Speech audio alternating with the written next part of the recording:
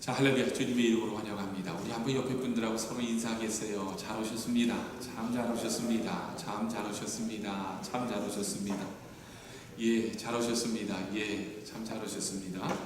예, 오늘은 본문에 의지하여 터가 무너져도라는 제목으로 여러분들과 함께 은혜를 나누고자 합니다.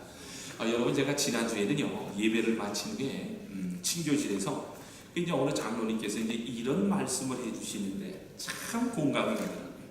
그 시편을 이해하고 설교하려면 각 절마다의 의미를 잘 알아서, 그리고 특별히 세 절 정도를 잘 나누어서 깊이 있게 이해할 수 있는 눈을 가지게 되면은, 그런 눈을 가지게 되면은 좋은 설교자가 될 수 있다라는 말씀에 제가 굉장히 도전을 받았습니다. 여러분도 알다시피 제가 이제 시편을 가지고 가끔씩 설교를 했었는데, 사실 저는 시편 기자가 그때 당시에 삶의 정황에 비추어서 글을 썼다는 것에 대해서는 잘 알려고 하질 않은 채 과연 본문이 주는 의미가 어떻게 하면 잘 전달될 수 있을까에 대한 그런 의미 전달의 설교를 주려 하려고 했었던 것은 아닌가. 그런데 이 장로님의 이야기를 듣고서는 이것이 깨달아지더라고요. 그렇구나. 오늘 본문을 가지고서 말씀을 준비할 때에 지식을 얻기 위하여, 지식을 전달하기 위하여 본문을 접근하지 말아야 한다는 것을 깨달았어요. 그러다 보니까요, 이 말씀을 가지고 더욱더 집중하게 되면서 기도를 하게 되더라는 겁니다. 여러분, 저는요 그동안 목회자로서 설교를 하면서요 새로운 지식을 전하려고 애를 썼던 것 같아요. 이 뭔가 새로운 것이 있어야 성도님들이 들어줄 것 아닌가라는 그런 얄팍한 생각과 함께, 그래서 좀 더 놀라운 것, 극적인 것, 강력한 것, 이런 감동적인 것을 전하려고 했습니다. 그런데 이 장로님의 이야기를 통해 성령님께서 깨달음을 주시는데, 진영아, 오늘 본문을 가지고서 설교하려면은 먼저 골방에 들어가 말씀을 묵상하며 기도하라는 음성이었다는 겁니다. 여러분, 정말입니다. 무언가 새로운 의미의 지식을 전달하고 하려면요, 특별히 이 시편을 다루고자 한다면요, 사실은 시편은요 설교자로서 답답함을 느낄 수 있는 내용입니다. 여러분, 시편을 다들 읽어보셔서 아시겠지만 조금씩 내용은 다르지만요 대부분 보면은요 같은 결론에 도달할 수 있다는 것을 볼 수 있어요. 그러니까 어떤 상황과 어떤 두려운 일이 있어도 하나님을 끝까지 신뢰하고 하나님께 감사와 찬양과 영광을 돌리겠다는 너무나도 뻔한 결론이 나올 수가 있습니다. 그런데 제가 말씀을 묵상하다가 오늘 본문에서 깊이 깨달아지는 것이 하나 있었는데, 그게 뭐냐? 바로 어떻게 다윗이 터가 무너지는 위기에 처하고서도 끝까지 하나님을 믿고 신뢰할 수 있었느냐라는 겁니다. 여러분 보세요. 이 땅에 태어날 때에 어떤 사람은 잘 믿어지는 사람이 있을까요? 아니면 어떤 사람은 잘 믿어지지 않는 사람이 바로 이렇게 구별돼서 태어나는 걸까요? 다윗이라는 사람이 도대체 어떤 사람이었기에 자신의 인생의 터가 무너지는 상황에서도 끝까지 믿음을 변개치 않고 하나님께 영광과 찬양을 돌릴 수 있었을까?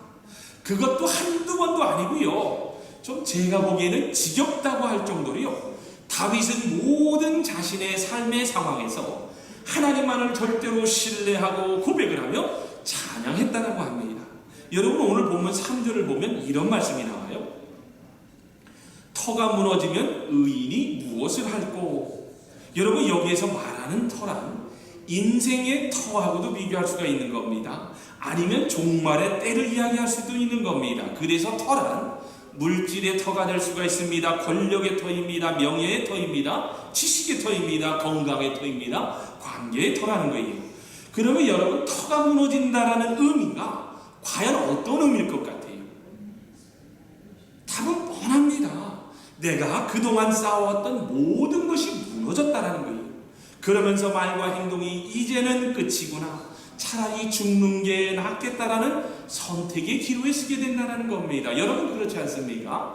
우리가 이 땅을 살아가면서 사랑하는 사람이 죽거나 중병이라는 진단을 받았을 때에, 사업이 망했을 때에, 공의가 무너지면서 나라의 터가 무너진 것을 보게 될 때에 우리는 하나같이 다 부정적인 상황을 바라보게 됩니다. 여러분, 2절에서도 보면요, 다윗이 바르게 살려고 하는데 이 주위의 사람들로부터 계속해서 다윗을 넘어뜨리려고 중상모략하는 것을 볼 수 있어요. 2절을 봅니다. 제가 읽어드립니다. 악인이 활을 당기고 살을 시위에 먹임이며 마음이 바른 자를 어두운 데서 쏘려 하는도다. 여러분, 지금 악인이 활을 당기고 살을 시위에 먹임이며 마음이 바른 자를 어두운 데서 쏘려 한다는 것은요, 지금 다윗을 해하려는 나쁜 사람들이 계속해서 어두움을 틈타서 활을 쏘면서 죽이려고 하고 있다는 겁니다. 그렇다면 여러분, 한번 묻겠습니다. 여러분이 이런 급박한 상황에 봉착했을 때에 여러분은 과연 어떠한 선택을 하실 것 같아요? 야, 그런데 여러분, 놀랍지 않습니까? 다윗은요, 이런 터가 무너지는 상황에서도 보니까, 다시 말해서 하나님께서, 다시 말해서 이런 어려운 상황 가운데서도 보니까 4절에서 보니까 이렇게 이야기를 합니다. 하나님께서 모든 사람을 다 살펴보고 계신다. 다시 말해서요, 하나님께서 알아서 해주시겠다라고 맡겨버렸다라는 겁니다. 여러분, 또 5절에서는요, 주님께서 의인을 가려내시고 악인을 진심으로 미워하신다라며 의인의 길을 선택한다고 합니다. 또 6절에서는요, 하나님께서 불과 유황을 악인들 위해 비도 오듯이 쏟으신다며 인내하며 자신은 때를 기다린다라고 합니다. 또 7절에서는요, 주님께서 정의로운 일을 사랑하신다라며 정직한 사람이 그의 얼굴을 볼 수 있도록 해주신다라며 자신이 겪고 있는 시련과 고난을 오직 믿음으로 하나님께 맡기겠다며 오직 믿음으로 하나님만을 신뢰하겠다는 신앙을 고백했다라고 합니다. 근데 이제 여러분, 문제는 이겁니다. 방금 이제 제가 앞에서 이 설명한 이야기를 이렇게 하나로 이제 종합해보면, 우리 좋으신 하나님은요, 과연 하나님은 어떤 하나님이실 것 같아요? 그렇습니다, 여러분. 우리 좋으신 하나님은 너무나도 옳고 그름을 정확하게 분별해 주시는 분이시라는 거예요. 그런데 저는 이런 생각이 들더라고요. 기도를 하면서 하나님은 이렇게 분명하고 정확하신 분이시라고 하는데, 저를 돌아보니까요, 저라는 사람은 턱없이 부족하더라는 겁니다. 여러분, 정말입니다. 하나님께서는 이야기하시는 공평과 정의는요, 너무나 모른 말씀인 줄 압니다. 하나님을 믿어라, 하나님을 바라라, 하나님을 찬양하라, 정말 다 아는 내용이에요. 그런데 저의 삶을 가만히 이렇게 들여다보게 되면요, 너무나도 허점투성인 제 자신을 발견할 때마다 이 어느 순간에 보면요, 하나님, 어떻게 제가 그렇게 사는 것이 쉽습니까? 라며요, 어느새 저도 모르게요, 제 마음속에는 상황과 현실이 돼서 금세 타협을 하게 되더라는 거예요. 그런데 놀랍지 않습니까? 이 이야기가 오늘 본문 1절에 그대로 여과 없이 보여주고 있습니다. 그 제 심정을 그대로 이야기해주고 있다는 거예요. 여러분, 1절을 보면 이런 내용이 나옵니다. 내가 여호와께 피하였거늘 너희가 내 영혼에게 새같이 네 산으로 도망하라 하면 어찌민고. 여러분, 지금 다윗은요, 자신이 그동안 쌓아왔던 물질의 터, 권력의 터, 지식의 터, 건강의 터, 관계의 터가 무너지는 위기를 당하게 되자 이런 음성이 사방에서 들렸다고 합니다. 야, 다윗아, 야, 너 빨리 도망가. 빨리 도망가. 지금이 어떤 길이 의로운 길인가, 어떤 길이 선한 길인가, 하나님이 원하시는 길은 어딘가, 그런 한가한 소리를 할 때가 아니야. 일단 너라도 살고 봐야 되잖니 라는 세상의 소리를 듣게 되었다고 합니다. 여러분, 방금 읽은 구절에 나온 너희라는 주격은요, 다윗의 주변 사람일 수도 있고 아니면 다윗 자신의 내면의 목소리일 수도 있습니다. 그런데 여러분, 이런 이야기가 부끄러운 이야기가 아니라는 거예요. 인간이라면은 누구나 다 이런 상황에 부딪히게 되면요, 이런 비겁한 행동과 부정한 소리를 듣고서 선택하는 것이 바로 인간의 죄성이요, 인간의 본성이라는 거예요. 누구든지 자신의 삶의 모든 터가 무너진 때가 오게 되면요, 여러분, 도망치고 싶은 생각부터 나게 마련입니다. 그렇죠? 하여튼 우리 교회 분들은 저보다 믿음이 좋으신 것 같아요. 저는 그러던데 보니까 참 우리 교회는 목사가 더 솔직하고 성도님들이 믿음이 더 좋으신 것 같아. 정말이에요. 저는 이런 상황이 오게 되면요, 막 도망치고 싶은 생각부터 나게 됩니다. 그리고 거짓말을 합니다. 그리고 다른 사람에게 뒤집어 씌우던 타협을 하던 아이 우선 뭐 나부터 살고자 하는 생각부터요 하는 게 바로 인간의 죄악된 본성이라는 거예요. 그러니 여러분, 이런 상황에서 제가 어떻게 시편이 제기에 들어오겠고, 어떻게 그렇게 간단하게 다윗처럼 믿을 수 있겠으며, 어떻게 그렇게 간단히 찬양과 감사로 넘어갈 수 있겠습니까? 라는 두려움과 절망의 음성이 제게 들리더라는 거예요. 여러분, 우리가 얼마나 성경의 위대한 인물에 대해서 잘 알고 있어요. 여러분, 하나님의 사랑 너무 좋아하시죠?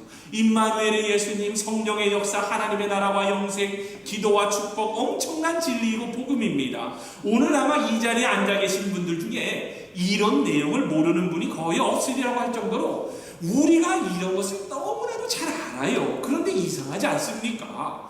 이 땅을 살아가고 있는 성도요 제자라는 분들이 보면요, 오히려 이런 사실들이 더 믿어지지 않으면서 삶 가운데서 복음을 부끄러워하며 살지 결코 복음을 누리며 살지 못하더라는 거예요. 그러면서 예수님을 믿고 구원받았다고 하면서도 종말론적 신앙을 가지고 사는 것이 아니라 오히려 더 거짓말을 합니다. 죄와 타협을 합니다. 미워합니다. 싸웁니다. 두려워하며 염려하며 살고 있는 그리스도인들이 의외로 많다는 거예요. 여러분, 그렇다면요, 도대체 다윗은 도대체 어떤 점이 달랐기에 그토록 하나님을 찬양하며 오직 믿음으로 영광을 돌렸는데, 왜 우리는 아직도 나를 벗어나지는 못하는 영적 미숙아의 단계에서 머물러 있는가에 대해 여러분, 분명한 영적 점검이 있어야 하는데, 근데 제가 말씀을 준비하면서 기도 가운데 깨달아지는 것이 하나 있는데, 여러분, 그게 바로 뭔 줄 아세요? 답이 너무나도 간단하답니다. 너무나도 간단합니다. 그게 바로 믿음의 문제였다는 거예요. 믿음의 문제. 여러분, 정말입니다. 주님의 십자가 보혈의 피공로로 구원받은 성도요 제자라면 진짜 위기는요, 터가 무너지는 것 같은 어려움이 아닙니다. 성도요 제자라면 정말 더 큰 위기가 있다는 것을 아셔야 하는데, 그것이 바로 터가 무너지는 위기가 닥쳤을 때에 하나님의 사랑과 하나님의 은혜와 하나님의 인도하심이 믿어지지 않는 것이 여러분 진짜 위기라는 거예요. 여러분, 잠언서 14장 32절을 보면 이런 말씀이 나옵니다. 악인은 그 환난에 엎드러져도 의인은 그 죽음에 소망이 있느니라. 여러분, 얼마나 우리에게 위로가 되는 말씀 아닙니까? 의인, 다시 말해서 주님의 십자가 보혈의 피공로로 구원받은 저와 여러분을 의인이라고 하지 않습니까? 그런데 이런 의인에게는요, 죽는 그 순간에도 그 영원한 천국에 들어갈 소망이 있다는 거예요. 여러분 보세요. 이 땅에 사는 성도요 제자라면 누구나 다 하나님과 동행하는 삶을 살기를 원합니다. 아멘. 이게 아멘이 크게 나올 줄 알았는데, 그렇죠? 그렇죠. 예, 그렇다면 여러분, 진정으로 하나님과 동행하는 삶은 무엇인가? 하나님과 동행한다는 말은 매 순간 하나님을 의지하고 그분과 대화를 나누면서 살아가는 삶을 의미합니다. 여러분, 그 결혼 둘에서의 그 단골 멘트 여러분 잘 아시죠? 검은 머리가 팥뿌리가 될 때까지 비가 오나 눈이 오나 함께 하라는 말입니다. 힘들고 어려울 때 서로 의지하고 살아가는 것이 부부의 삶입니다. 물론 살아가면서 매일 행복할 수가 없어요. 가끔 사소한 의견의 차이로 부부싸움을 하는 경우도 있습니다. 그럼에도 불구하고 부부는요, 앞으로의 삶을 믿고 함께 동행하는 관계라는 거예요. 그래서 가식을 벗어버릴 수가 있고 서로의 모습을 그대로 받아들이고 살아가는 것이 바로 부부의 삶이라는 거예요. 마찬가지로 하나님과 동행하는 삶을 이렇게 생각해 볼 수 있습니다. 우리가 하나님과 동행하는 삶을 산다는 것은요, 앞으로 절대의 죄를 짓지 않는 삶을 산다는 의미가 아니라 하나님에게 나 자신을 맡기겠다는 삶을 사는 믿음의 결단이 있는 삶을 의미하는 거예요. 여러분, 꽤 오래전에 알던 집사님이 한 분이 계셨어요.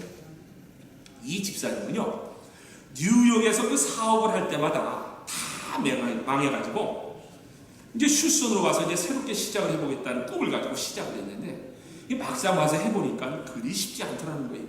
근데 이제 어느 날 이 집사님이 정인찬 목사님께서 설교하는 테이프를 듣게 되었는데, 그때 이런 말씀을 들었다고 합니다. 믿음으로 사는 사람들은 불길한 예감을 가지고 사는 것이 아니라 임마누엘의 영감을 가지고 다시 일어서게 하시고 다시 회복시켜 주시는 전화위복의 하나님의 손길을 믿으며 사는 사람들이 바로 믿으며 사는 사람들이라는 말씀을 들으면서 이런 찬양의 가사를 저에게 들려주더라고요. 여러분 과거에도 불렀던 찬송 다 기억나시죠? 창조적 신앙, 기적의 신앙, 모르지? 나만 하나? 능력의 신앙, 믿어지나이다. 높으라 불러 높으라 불러 주께서는 이르리. 성령 역사 제1교회 부흥합시다. 참 저는 아직도 이 가사가 기억이 나요. 그렇게 성령 역사 제1교회 부흥합시다라면 높으라 불러 높으라 불러 창조적 신앙, 기적의 신앙, 능력의 신앙만이 이 교회를 살리고 부흥시킬 수 있다라며 불렀던 찬양입니다.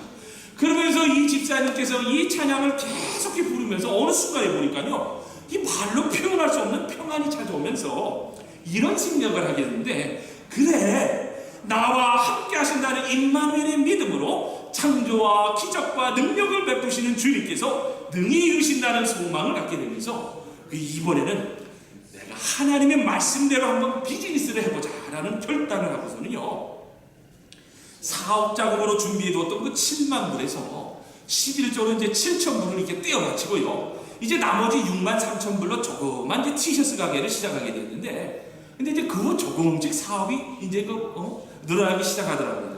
근데 이제 어느 날 한 초등학교에서 이제 단체로 티셔츠를 주문받게 되는 이거야말로 초대형 납품 계약입니다. 이야, 이분이 너무 가슴이 설레가지고 이러고 있는데, 근데 그날이 또 이제 계약하는 날이 공교롭게도 주일이었다는 거예요. 그래서 이분이 어떻게 할까 고민하다가 결국 이분이 교회를 갔다고 합니다. 미련은 남아있지만은, 그래, 내가 먼저 하나님의 나를 정하겠다라고 하나님께서 이런 비즈니스를 주셨는데 나는 내가 하나님의 나를 지켰겠다. 그래서 예배 중에 그렇게 창조적 신앙, 기적의 신앙, 능력의 신앙, 믿어지나이다 찬양이 막 머릿속을 맴돌면서 하나님께서 그렇게 기쁨과 평안을 주시더라는 거예요. 그런데 이게 웬일입니까? 집으로 돌아왔는데 전화벨이 따라라라랑 울립니다. 그런데 그 초등학교 교장으로부터 전화가 왔는데, Are you crazy? 그러면서 당신 미쳤어. 어떻게 계약을 하자고 만나자고 하는데 왜 안 된다라고 합니까? 그러자 이 집사님이 이렇게 대답을 했다고 합니다. 죄송합니다. 그 일이 나한테는 참 중요한 일이긴 하지만 내가 하나님의 날의 주일에는 예배는 빠질 수가 없었습니다. 그래서 여러분 놀랍지 않습니까? 그 초등학교 교장이 이렇게 이야기를 하더래요. 정말 당신 같은 사람 처음 봅니다. 나도 도는 것 같지만 당신과 같은 사람과 계약하고 싶소라며 다음날 월요일에 만나서 계약을 하게 되었다는 이야기. 여러분, 여기서 우리가 매우 중요한 교훈을 하나 얻어야 합니다. 여러분, 이분의 대화 가운데서 계약을 잘 맺었다라는 것에 여러분 초점을 맞추시면요, 그분은 기복신앙으로 흘러갈 수가 있습니다. 그러나 여러분, 이분의 대화 가운데서 내가 하나님의 날, 즉 주일 성수를 지키겠다는 믿음의 결단과 함께 창조적 신앙, 기적의 신앙, 능력의 신앙으로 붙드시는 임마누엘의 하나님을 끝까지 붙들었더니 전화위복의 하나님께서 이루어 주셨다라는 것에서 더 여러분 시선을 두어야 한다는 거예요. 여러분, 우리 좋으신 하나님은요, 말씀대로 살려고 하는 생각과 몸짓과 순결 하나까지도 다 기억하시고 만배의 은혜로 채워주시는 분입니다. 그래서 우리는 하나님을 온전히 믿어야 합니다. 우리는 가끔씩 하나님을 믿는다고 하면서요, 다급한 일을 만나면 어때요? 다른 방법을 찾고 다른 사람을 찾는 경우가 많습니다. 감정 따라, 기분 따라, 상황 따라 믿음이 올라가고 내려가고, 어떤 경우는 보니까요, 예수님을 온전히 믿지 못하면서 내 성격대로 믿으려고 합니다. 어려운 일을 만나도 끝까지 주님을 여러분 붙잡아야 합니다. 그러면 반드시요, 축복의 날이 다가오게 되어 있다는 거예요. 여러분, 이런 말씀이 있습니다. 제가 정말 나도 좀 보면은 이 시적 재능이 있는 것 같아요. 무슨 말씀이냐면요, 흔들리지 않고 피는 꽃이 어디 있느냐? 그렇죠. 흔들려야 돼요. 시련과 고난이 있어야 됩니다. 마찬가지로 비바람에 젖지 않고 성숙해지는 신앙이 어디 있겠어요? 여러분, 신앙생활을 다 편하게 해주세요라는 것보다요, 신앙의 성숙을 위해서 여러분도 기도하세요. 여러분, 인생의 모든 터가 무너져 없어져도 믿음으로 결단하고 하나님을 더욱더 의지하고 신뢰하게 되면요, 다시 회복되어지는 것이 바로 창조적 신앙이요, 기적의 신앙이요, 능력의 신앙이라는 것을 아시고 여러분 꼭 그 신앙을 붙드시기를 주님의 이름으로 부탁을 드립니다. 여러분, 다윗 또한 마찬가지였어요. 다윗이 어떻게 이런 믿음을 가질 수 있었는가? 여러분, 생각만 하지 말고 다윗의 삶을 따라 살아보면 여러분, 터가 무너지는 위기에서도 믿음으로 다시 일어설 수 있다고 하는 것이 바로 다윗의 오직 믿음의 신앙입니다. 여러분, 믿음은 하나님이 주시는 겁니다. 그러나 믿음대로 살기 위해서는요, 우리가 해야 할 일도 있다는 것을 아셔야 하는데, 그것이 바로 다윗처럼 항상 하나님을 바라봐야 합니다. 여러분, 시편 16편 8절을 보면요, 너무나도 귀한 말씀이 나와요. 제가 읽어드립니다. 내가 여호와를 항상 내 앞에 모심이며 그가 나의 오른쪽에 계심으로 내가 흔들리지 아니하리로다. 여러분, 이게 바로 다윗의 터가 무너지는 상황에서도 하나님을 믿을 수 있었던 유일한 이유입니다. 여호와를 내 앞에 항상 모셨다고 하지 않습니까? 여러분, 오늘 본문 4절에서도 다윗은 어떻게 터가 무너지는 상황에서 다시 일어설 수 있었다라고 합니까? 4절을 봅니다. 여호와께서는 그의 성전에 계시고. 그렇습니다, 여러분. 다윗은요, 터가 무너지는 상황에서 너무나 두려웠다가도 하나님이 항상 계시는 성전에 들어가 기도하는 중에 하나님을 만났다라고 합니다. 여러분, 우리가 하나님의 성전인 줄을 다들 알고 계시죠? 아멘. 왜냐? 성령 하나님이 지금 우리 안에 계시기 때문입니다. 여러분, 다윗이 터가 무너지는 위기의 때에 성전을 찾아 하나님의 얼굴을 배웠다면 저와 여러분도 마찬가지로 우리 안에 성령 하나님을 모시고 사는 성도요, 제자라는 것을 알고 성전 안에 계신 주님을 내 안에 모셔오셔서 그분을 향해서 기도를 하면 된다는 거예요. 여러분, 열왕기상 9절 3절을 보면요, 정말 놀라운 말씀이 또 나옵니다. 네가 내 앞에서 기도하고 간구한 것을 내가 들었으니 네가 지은 이 성전을 내가 거룩히 구별해 내 이름을 영원히 거기에 두겠으며 내 눈과 마음이 항상 그곳에 있을 것입니다. 여러분, 지금 방금 읽은 말씀처럼요, 우리 좋으신 하나님은요, 믿음으로 결단하고 기도로 간구하면은 우리의 모든 것을 감찰하고 계시며 성도의 아픔과 수고를 다 기억해 주신다라고 합니다. 여러분, 어느 날 한 할머니가 계셨어요. 근데 이 할머니가 갑자기 이제 개나리 못집을 들고요, 지하 개척교회로 들어와서는요, 막 펑펑펑 웁니다. 울어요. 그러니까 이제 목사님께서 사연을 들어보니까요, 그 할머니는 월남에서 아들을 하나 키우며 살았는데 다행히 아들이 공부를 잘했대요. 그래서 이제 대학을 졸업해서 좋은 직장에 취직했고 이제 명문대 출신의 며느리까지 얻게 되었다라고 합니다. 그래서 이제 이 할머니가 고생이 다 끝난 줄 알았는데, 그런데 이 며느리와 갈등이 생기면서 자신의 인생에서 관계의 터가 무너지는 위기를 맞게 된다고 합니다. 아들이 출근하면요, 이 너무나도 똑똑한 며느리는요, 무식하고 힘없는 시어머니를 심하게 구박을 했어요. 그리고는 이 시어머니가 그 구박을 못 이겨서 배나리 보침 하나를 딱 들고 가출해서 갈 곳이 없어 주님이 계신 지하 개척교회를 찾아왔다는 거예요. 그러자 이제 목사님이 묻습니다. 어머님, 아들 집사님이 이 사실을 다 아세요? 그러자 이 할머니가요, 울면서 말을 합니다. 목사님, 우리 아들에게는 그 사실을 도저히 제가 말을 할 수가 없어요. 그래서 너무나 분하고 원통해서 성전에 계시는 하나님을 만나고 싶어서 이렇게 왔습니다. 그러니 제발 우리 아들 부모에게는 알리지 마세요. 부탁드립니다, 목사님. 이 어머니는요, 자신의 삶의 터가 무너지는 상황에서도요, 아들 부부 사이에 어려움이 생길 것 같아서 절대로 한마디를 하지 않고 주님의 전에 나와서 하나님이 계시는 성전에 나와서 기도로 문제를 풀어보겠다라며 나와서 기도를 했다는 거예요. 그랬더니 여러분 성령님께서요 그 가정을 하나 되게 하시고 그 전보다 더 좋은 고부관계의 관계로 지내게 되었다는 간증인데 그렇습니다. 여러분 터가 무너지는 상황에서도 성전 안에 계신 하나님을 바라보면 여러분 매였던 것들이 풀리게 되어 있어요. 그래서 성전에 모이기를 힘쓰며 기도를 해야 한다는 거예요. 그러면서 끝까지 하나님을 신뢰하고 하나님의 말씀에 순종하며 그 뜻대로 살려고 하면은 우리의 모든 것을 기억하시는 하나님께서 다시 회복시켜 주신다는 거예요. 여러분 옛날에 어느 부자가 개를 참 좋아해가지고요. 개를 참 좋아해가지고 좋아해가지고 이제 다녔는데 그만 개를 잃어버리게 되었습니다.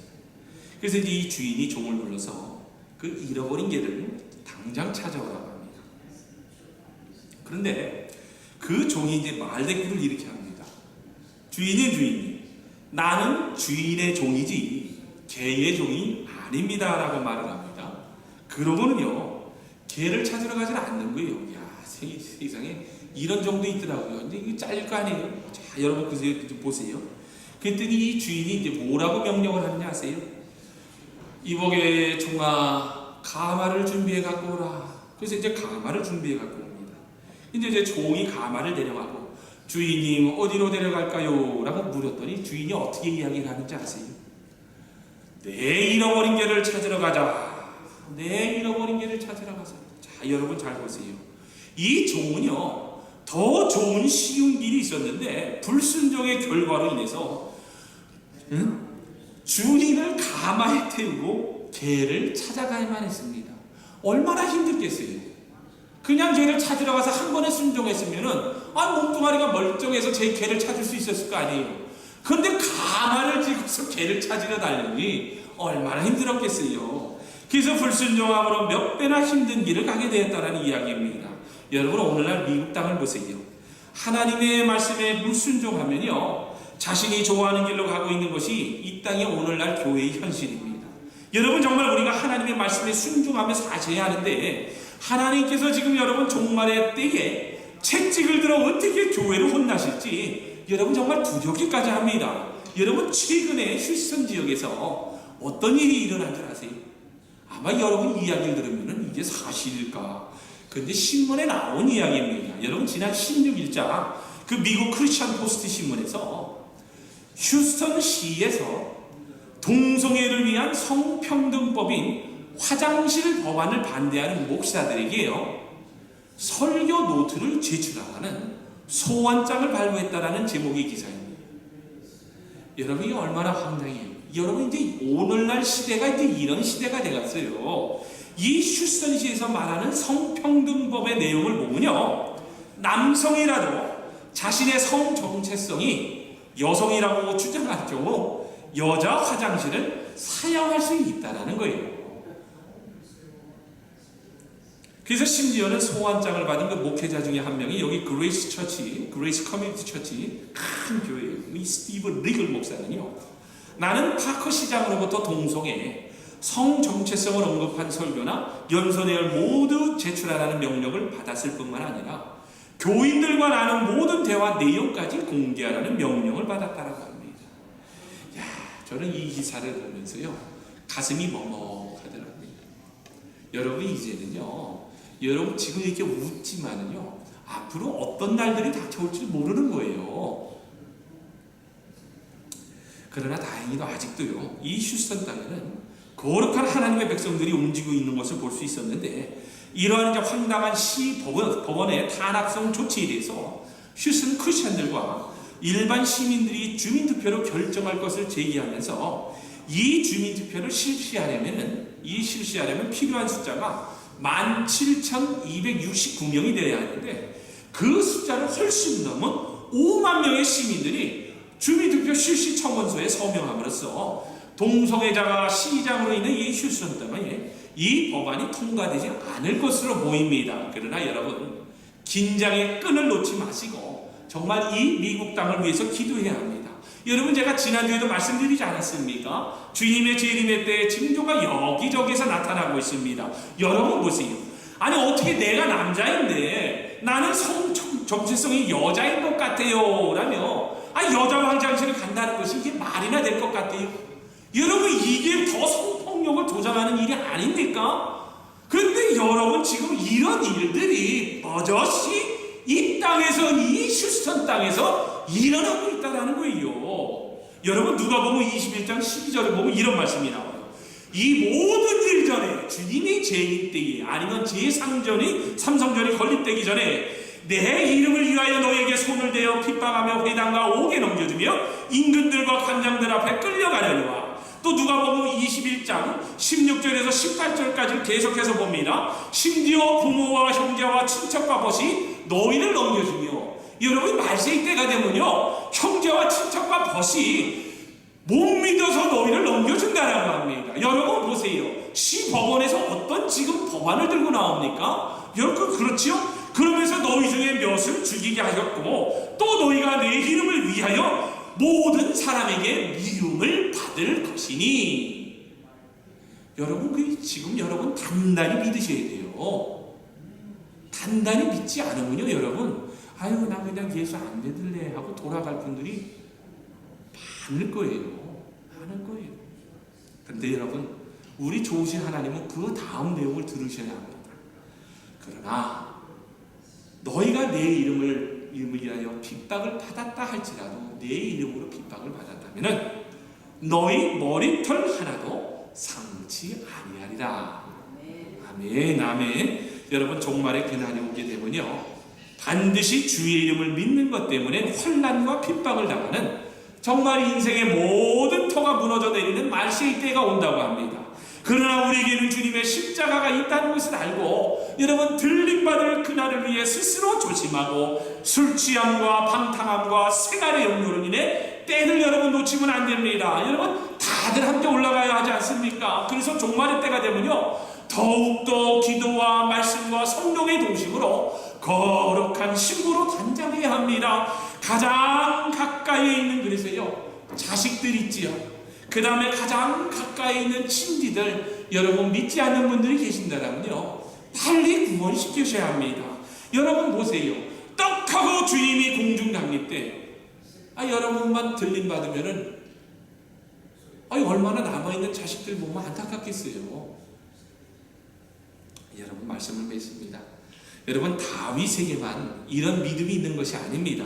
제가 예문으로 드렸습니다. 앞에서도 이미 말씀드린 티셔츠 장사를 하는 집사님이나 괴나리 보찜을 들고 하나님의 전을 찾는 할머니처럼 하나님을 바라보며 말씀에 순종하는 자에게는요 모든 인생의 터와 종말의 터가 무너져도 다시 살아납니다. 아멘. 여러분 터가 무너지는 것 같은 일이 일어나도 여러분 두려워하지 마세요. 터가 무너져도 살 길이 있습니다. 그것도 큰 일이에요. 시온의 대로라고 합니다. 우리가 할 일은 오직 하나님을 믿고 항상 바라보는 겁니다. 그러면 문제가 끝난다는 것을 아시고 터가 무너지는 어떠한 상황 가운데서도 다윗처럼 하나님을 바라보고 기도하여 종말의 때를 정말 잘 예비하는 저와 여러분 그리고 제1공동체가 되시기를 주님의 이름으로 축원합니다. 아멘. 아멘.